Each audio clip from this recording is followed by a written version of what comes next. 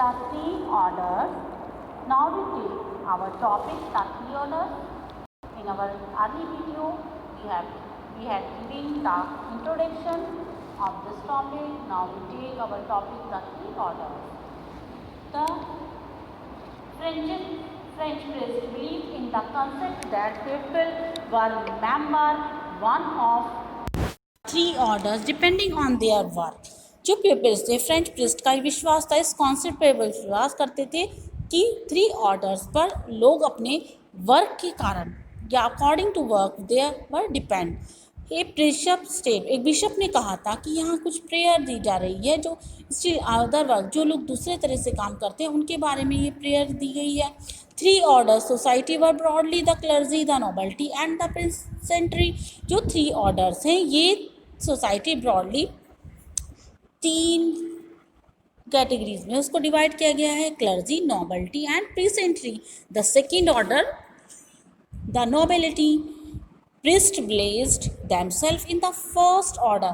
Priest को सबसे पहले फर्स्ट ऑर्डर पर रखा गया, नोबल्स को सेकंड पर, और नोबिलिटी इन रियलिटी वास्तव में एक सेंट्रल रोल और सामाजिक वर्ग में उसका सेंट्रल रोल था.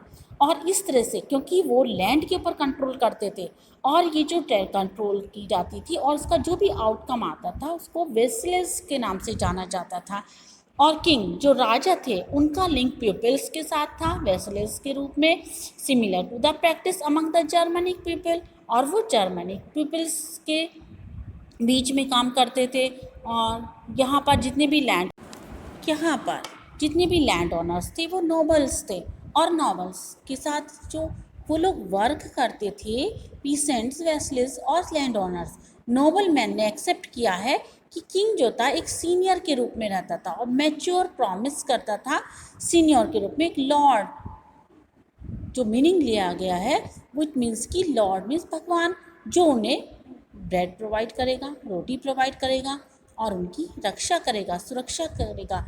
और जो वो लोग थे वैसे वो उनके प्रति वफादार रहते थे. इस रिलेशनशिप में इन्वॉल्व था इलेबोरेट रिचुअल्स. जितने भी रिचुअल्स थे, रस्म रिवाज जो बाइबल में दिए गए थे, जो वचन दिए गए थे, उन सब का पालन किया जाएगा एट दिस सेरेमनी. और इस सेरेमनी पे जो भी वेसल्स थे उन सब ने रिसीव किया एक रिटन चार्टर और staff Claude of earth symbol के रूप में और लैंड के रूप में उन लोगों ने. और वे सभी लोग अपने मास्टर्स को देते थे अपनी लॉयल्टी का सबूत. इस तरह से ये चार्टर लिखकर वो अपने मास्टर्स को देते थे. The noble enjoy a privilege status.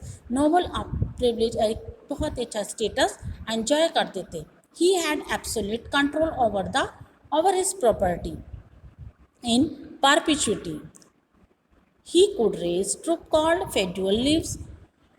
The lord had his own court of justice and could given coin his own money.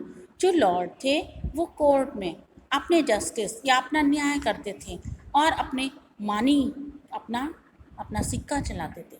इस तरह से लॉर्ड जो थे वहाँ पर सेटल थे अपनी लैंड के ऊपर. और यहाँ पर टैक्स लैंड के रूप में वो लोग कंटेन्ड रहते थे. अपना हाउस अपनी लैंड थी उनकी. और प्राइवेट फील्ड्स जो भी पास्चर लैंड था वहाँ पर उनके घर बने हुए थे और किराए पर उन्होंने किसानों को रखा हुआ था. और his houses was called a manure. उनके हाउसेस को मैन्योर के रूप में जाना जाता था, कहा जाता था. नोबल जो थे his private land were cultivated by pheasant. और उनकी प्राइवेट लैंड को पीसेंट कल्टिवेट करते थे. और ये एक्सपेक्ट करते थे अगर मान लीजिए ज़रूरत पड़ने पर उन्हें बैटल में या युद्ध में भी बुलाया गया तो ये फुट सोल्जर्स के रूप में या पैदल सिपाही के रूप में उनके साथ युद्ध में भी जाते थे. और इस तरह से वो एडिशन में अपना फार्म में या खेतों में भी काम करते थे.